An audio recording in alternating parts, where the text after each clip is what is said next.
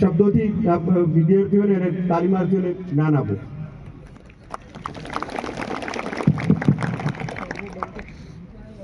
કેમ છો બધા?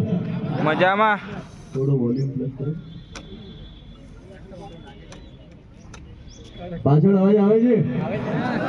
થાક લાગ્યો છે? ના. હા કે ના? ના. મંચ પર ઉપસ્થિત માનનીય ધારાસભ્ય શ્રી, માનનીય પંચમહાલ ગોધરા રેન્જના આઈજીપી શ્રી અસારી સાહેબ, મારા સાથી એએસપી વિકાસ, અહીંયા ઉપસ્થિત તમામ ટ્રેનર, સામાજિક આગેવાનો, આજે રવિવારની સવારની સંતરામપુરની ફૂલ ગુલાબી ઠંડીમાં મહીસાગર જિલ્લા પોલીસ વતી આપ બધાનું સ્વાગત કરું છું અને અભિનંદન પાઠવું છું કે જીવનના આ પડાવ પર તમે એક લક્ષ્ય સાથે સવારે 5 વાગે 6 વાગે ઉઠી અને આ એક ડેલી એક્સરસાઇઝમાં જોડાયા છે.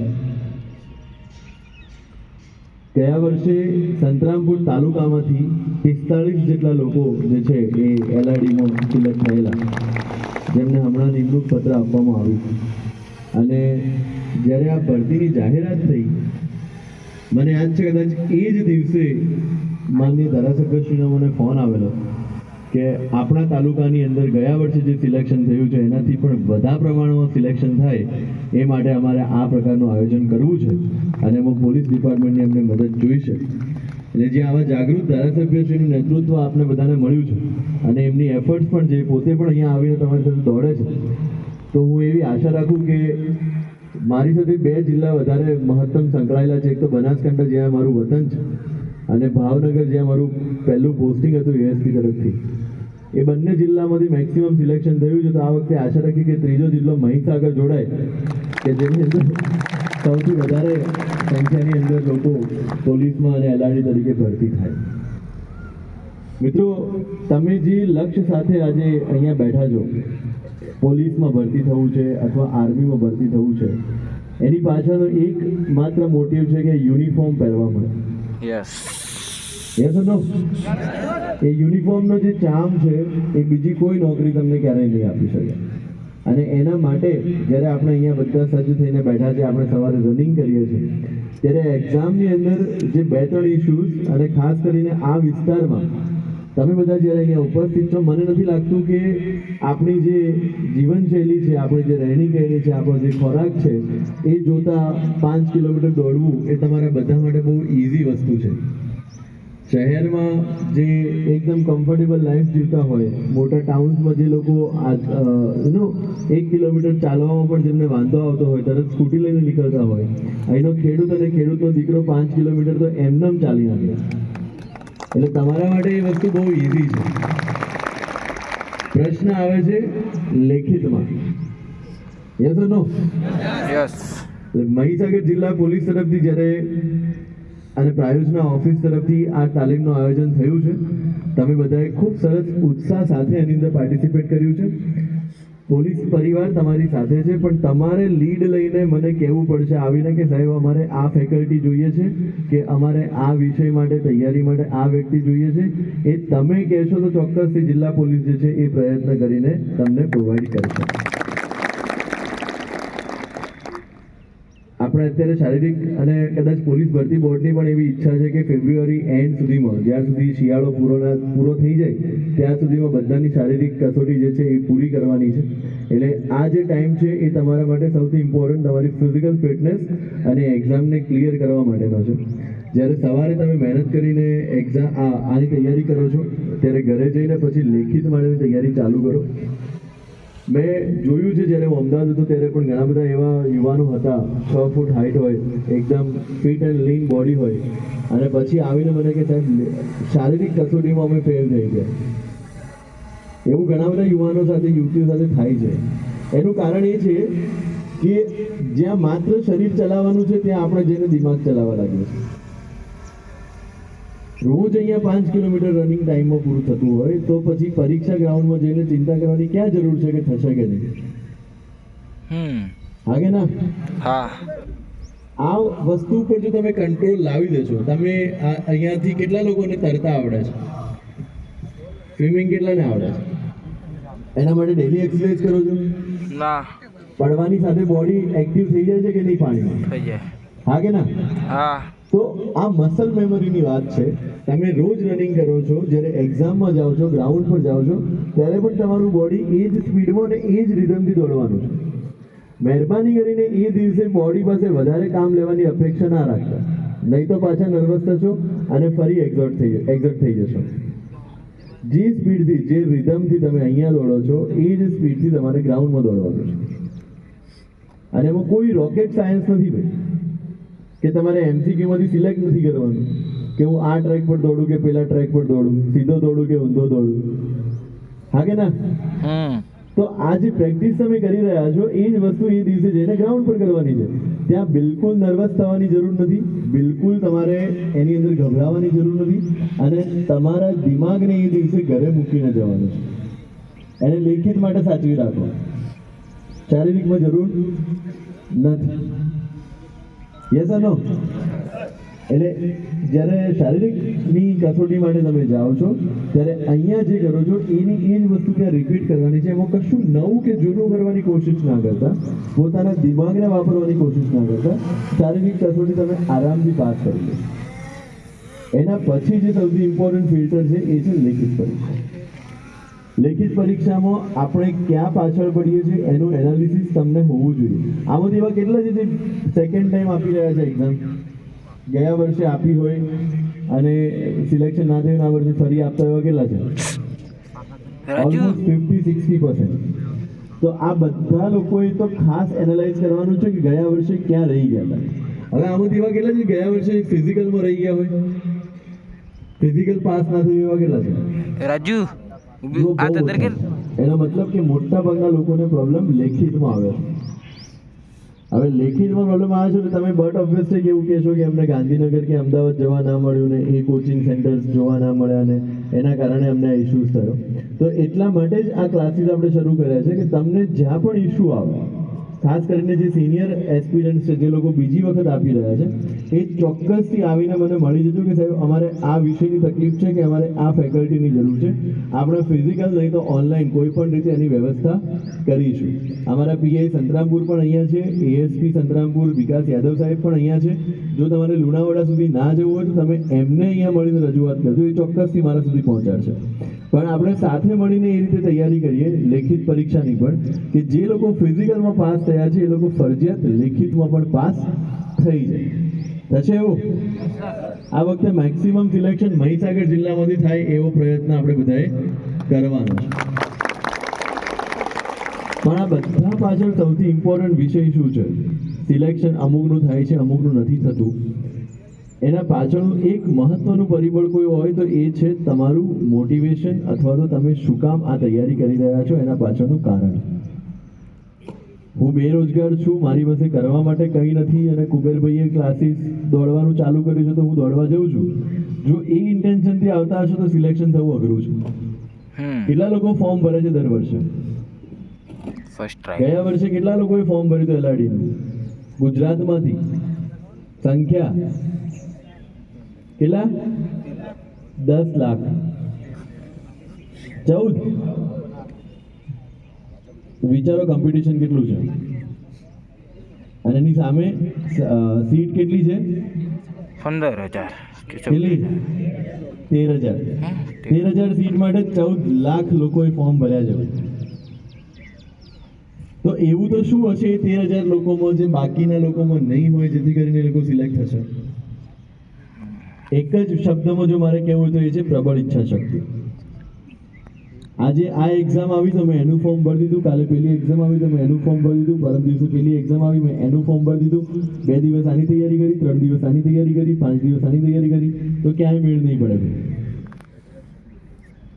એક જ લક્ષ્ય સાથે, અગર યુનિફોર્મ પહેરવો છે તો હું માત્ર પોલીસ ભરતીની તૈયારી કરીશ, અગર વન ખાતામાં જવું છે તો હું માત્ર ફોરેસ્ટની તૈયારી કરીશ. જો આ અભિગમ સાથે તમે મહેનત કરશો તો સફળતાના ચાન્સીસ વધારે છે.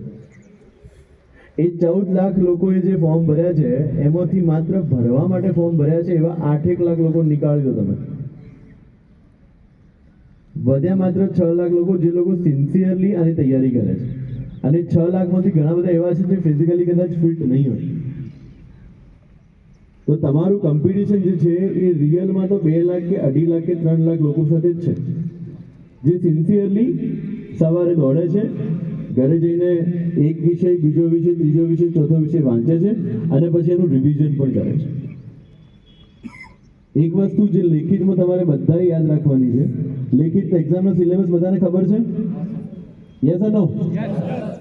પ્રોબ્લેમ શું થાય છે, એ સિલેબસ ખબર છે પણ પછી આજે હું આ પ્રકાશનની બુક લઈને બેઠો, 2 દિવસ ચર્ચા થઈ, પછી મારો મિત્ર લાઇબ્રેરીમાં બીજા પ્રકાશનની બુક લઈને આવ્યો, એટલે મને એવું લાગ્યું કે એ છૂટી ન જાય તો હું એ પણ લઈ આવું. પછી બીજા 3 દિવસ થયા, પછી ત્રીજી પ્રકાશનની બુક આવી તો હું એ પણ લઈ આવ્યો. થાય છે આવું? પછી એવું લાગે વાંચવાનું કેટલું બધું છે, વંચાતું નથી ને છૂટી જાય છે. હવે એ 3 પ્રકાશનની બુક લઈને એકવાર બેસજો અને એની અનુક્રમણિકા ચેક કરી લો. એમાં 90% તો સિલેબસ સેમ હશે અને ક્વેશ્ચન પણ સેમ હશે, હા કે ના? પણ તોય આપણે 3 લઈને બેસીએ, પછી આપણે ટેન્શન લઈએ કે 3 પૂરી નથી થઈ, વંચાતી નથી, રિવિઝન નથી થયું. એક જ કોઈક પબ્લિકેશન લો અને એને 10 વાર વાંચો. એક્ઝામમાં ક્વેશ્ચન્સ ખોટા કેમ પડે છે? એવું નથી કે તમે વાંચ્યું નથી, પણ તમને ક્લેરિટી નથી એટલા માટે. તમે ક્વેશ્ચન વાંચીને તમને લાગે છે કે આ વાંચ્યું છે, યસ ઓર નો? પછી ઓપ્શન જોઈને એવું લાગે છે કે કયા 2 હતા ને કયા 2 નથી એ ખબર નથી પડતી. એવું થાય છે? એ એટલા માટે થાય છે કારણ કે તમે રિવિઝન નથી કર્યું. રિવિઝન કેમ નથી કર્યું? કારણ કે તમે એક જ સબ્જેક્ટ માટે 10 બુક વાંચવામાં લાગેલા હતા. હવે તમે એના બદલે એક જ બુક 10 વાર વાંચો તો પેલા જે 4 ઓપ્શન છે ને એમાં કન્ફ્યુઝન નહીં રહે, અને કન્ફ્યુઝન નહીં રહે તો તમારા ક્વેશ્ચન્સ ખોટા નહીં પડે, ખોટા નહીં પડે તો નેગેટિવ માર્કિંગ નહીં. ક્લિયર છે?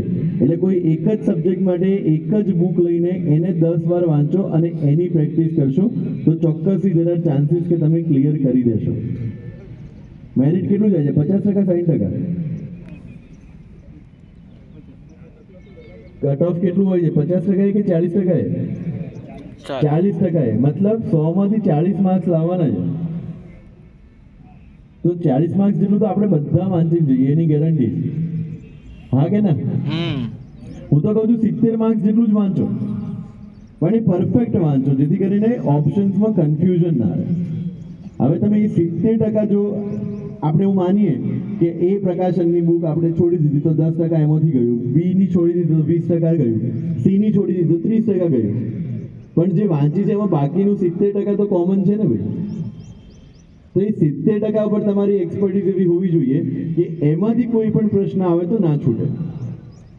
બાકીના 30% આપણે છોડીને જ ચાલીએ છીએ, પણ 70%ને જો તમે વારંવાર વાંચ્યું છે, વારંવાર રિવાઇઝ કર્યું છે તો એનો કોઈ પણ પ્રશ્ન નહીં છૂટે, અને પ્રશ્ન નહીં છૂટે તો કન્ફ્યુઝન નહીં રહે, અને કન્ફ્યુઝન નહીં રહે તો નેગેટિવ માર્કિંગ નહીં થાય, નેગેટિવ નહીં થાય તો ઓટોમેટિક તમારું જે છે નામ જે છે મેરિટમાં આવી જશે. પોસિબલ છે કે નહીં યાર? છે. Yes or no? યસ.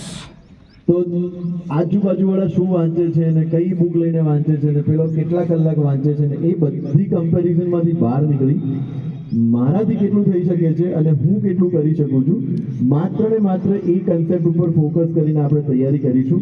તો હું આશા રાખું છું કે જેટલા લોકો ફિઝિકલમાં પાસ થયા છે એટલા ને એટલા લોકો લેખિતમાં પણ પાસ થઈ અને આ યુનિફોર્મવાળી નોકરી જે છે એ જોઈન કરશે. પરિસ્થિતિમાં હું ઘણી વાર જોતો હોઉં છું અહીંયા રોડ પર આપણા યુવાનો જે છે દોડતા હોય છે. હમણાં બાલાસિનોરથી રિટર્ન આવતો ત્યાં પણ રોડ પર 10 યુવાનો જે છે એ દોડી રહ્યા હતા, અને એ પરિસ્થિતિમાં પણ એ લોકો ખુશી ખુશી આ કામ કરી રહ્યા છે, દોડી રહ્યા છે, કારણ કે એમને જરૂર છે એક નોકરીની. આ શારીરિક પરીક્ષા એટલા માટે જ લેવામાં આવે છે કે જ્યારે આ નોકરીમાં આપણે જોઈન કરીશું ત્યારે એવા ઘણા બધા ટાસ્ક આવશે કે જેમાં તમારી ફિઝિકલ ફિટનેસ અને મેન્ટલ સ્ટ્રેન્થની જરૂર પડશે. આજે તમે 5 કિલોમીટર દોડો છો એ પરીક્ષા તમારા શરીરની છે જ નહીં ભાઈ, એ માનસિક પરીક્ષા જ છે. Yes or no? Yes. Body તો હંમેશા માઇન્ડના કંટ્રોલ પર કામ કરતી હોય. તાવ આવ્યો હોય, શરીરમાં વીકનેસ હોય, રસ્તા ઉપર જતા હોય અચાનક કૂતરું પાછળ પડે તો કેવી સ્પીડ આવે છે? એ ક્યાંથી આવે છે? શરીરમાં છે તો જ આવી ને, પણ માઇન્ડે કમાન્ડ આપ્યો કે દોડવું પડશે. તો આ જે સવારે 5 કિલોમીટર આપણે દોડીએ છીએ અને 4:30 થઈ ગયા પછી જે લાસ્ટ 500 મીટર છે અને એમાં જે અંદરથી એક અવાજ આવે કે હવે મૂકી દે, અને સામે બીજો અવાજ આવે કે ના હવે 500 મીટર જ છે, શ્વાસ બહુ ચડે છે, વાંધો નહીં રોજ ચડે છે, આ જે અંદરની સ્ટ્રગલ છે, that is the real exam. Yes or no? Yes. એ 5 કિલોમીટર જગ્યાએ હું તમને ગેરંટી આપું છું, આજે 15 કિલોમીટર દોડવાનું હોય ને તો તમે 12 કિલોમીટર તો એટલી જ સહજતાથી દોડશો જેટલું તમે 5 દોડો છો. છેલ્લા 3 કિલોમીટરમાં પછી અંદરથી પાછું એક યુદ્ધ શરૂ થાય. 12 કિલોમીટર થઈ ગયું, હવે નહીં ચાલી શકાય, પાછો અંદરથી અવાજ આવશે ના કરી શકાય છે, હા કે ના? તો આ રોજની જે પ્રેક્ટિસ કરો છો ને એમાં આ યુદ્ધ પર વિજય મેળવવાનો છે. તમારા સ્ટેપ્સ પર ફોકસ ના કરો, તમારા શ્વાસ પર ફોકસ કરીને શ્વાસ પ્રોપર ચાલે છે નહીં એટલું જ ફોકસ કરો. અને છેલ્લા 500 મીટર, છેલ્લા 400 મીટર, છેલ્લા 300 મીટર જે રિયલ એક્ઝામ છે, જે માનસિક એક્ઝામ છે, એ આ છે. અને એના ઉપર જો કંટ્રોલ આવી ગયો તો કોઈ એક્ઝામની અંદર તમે પાછળ નહીં પડો. બરાબર છે? બાકી દોડવા માટે તો બધા જ લોકો 5 કિલોમીટર દોડી જાય. તો શું કામ આ રાખ્યું છે? આ રાખ્યું છે આના માટે કે તમારા મનની અંદરથી જે ના આવે છે એને તમે હામાં કન્વર્ટ કરી શકો છો કે નહીં. એ જો હામાં તમે કન્વર્ટ કરતા આવડી ગયું, એ દોડતી વખતનું સ્ટ્રગલ જે છે એ તમે જીતી ગયા, તો એક્ઝામ તો જે છે એ બહુ ઇઝી વિષય છે. અને અહીંયા બેઠેલો તમામ વ્યક્તિ, તમામ દીકરા દીકરીઓ જે છે એ આ વિષય પર ડેફિનેટલી પોતાનો એક્સપર્ટીઝ છે એ મેળવી શકે છે.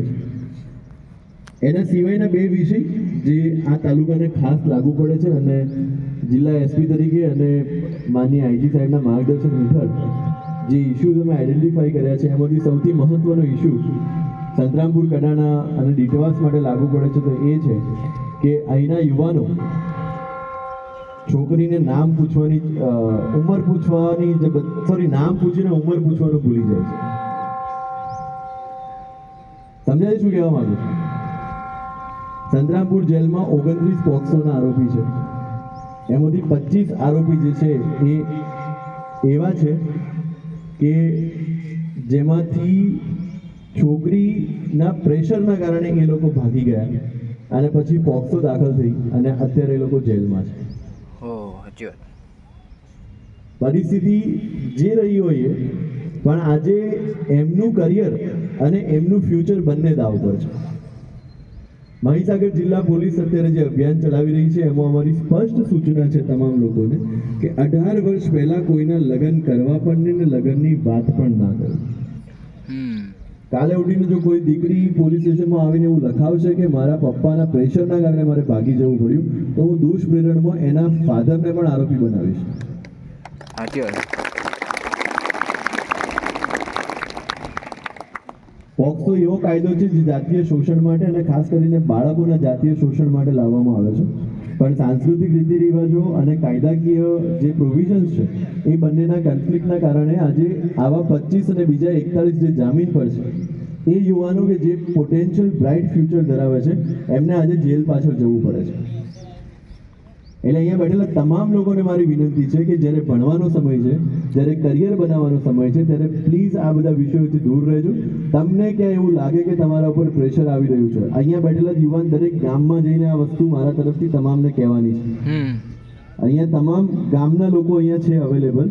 તમારા ગામમાં જઈને તમામ યુવાન યુવતીઓને કહેજો, તમામ બેન દીકરીઓને કહેજો કે 18 વર્ષ પહેલા જો કોઈના ઉપર કોઈ પ્રેશર બનાવવામાં આવી રહ્યું છે તો સીધા આવીને અમારા મહિલા પોલીસ સ્ટેશન અથવા તો જિલ્લા એસપી ઓફિસ અથવા સંતરામપુર પોલીસ સ્ટેશનનો સંપર્ક કરે. ભાઈ હવે પાછી સિઝન ચાલુ થશે, જાન્યુઆરી, ફેબ્રુઆરી, માર્ચ, એપ્રિલ, હોળી ધૂળેટી. આ સિઝનમાં કોઈ પણ પ્રકારે આ પ્રકારની પ્રવૃત્તિ નહીં ચલાવી લેવામાં આવે. તમારામાંથી જે લોકો જે ગામમાં છે એ ગામમાં જઈને મહીસાગર જિલ્લા પોલીસ તરફથી આ સંદેશ બધા જ યુવાનો અને યુવતીઓને આપજો. અને બીજો સૌથી અગત્યનો પ્રશ્ન જે આ વિસ્તારમાં છે, નાની એવી નિષ્ફળતા, નાનો એવો પ્રશ્ન અને દવા પી જવું, લટકી જવું ને ડૂબી જવું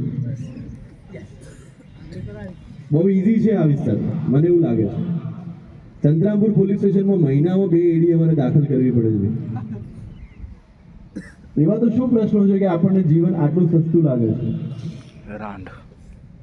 આ બેઠેલા દરેક યુવાનની જવાબદારી છે, દરેક યુવતીની જવાબદારી છે.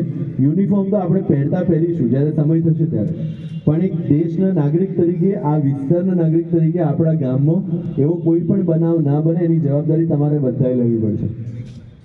જ્યાં તમને કોઈ વ્યક્તિ ડિસ્ટ્રેસમાં લાગે છે, તમે 112 પર ફોન કરો. કોઈ મહિલા પ્રોબ્લેમમાં લાગે છે, 181 પર તમે ફોન કરો. તમે કહેશો કે અમારું નામ ગુપ્ત રાખજો, તો અમે ગુપ્ત રાખીશું, પણ અમારા સુધી પહોંચાડો, જેથી કરીને કોઈ વ્યક્તિના જીવ અમે બચાવી શકીએ. આ પોલીસની નોકરી જે છે, એ નોકરીની સાથે એની પાછળ શબ્દ લાગે છે સેવા, પોલીસ સેવા. તમે બધા જ્યારે પોલીસની નોકરી માટે તૈયારી કરી રહ્યા છો, એમાં આવવા માટે મહેનત કરી રહ્યા છો, ત્યારે મેં મારી સ્પીચમાં પહેલાં પણ એક કીધું છે અને ફરીથી કહું છું કે અહીંની એક્ઝામ તો જે છે એ તમારી પ્રિપેરેશન ચેક કરે છે, પણ ઉપરવાળો જે છે એ તમારું ઇન્ટેન્શન ચેક કરે છે.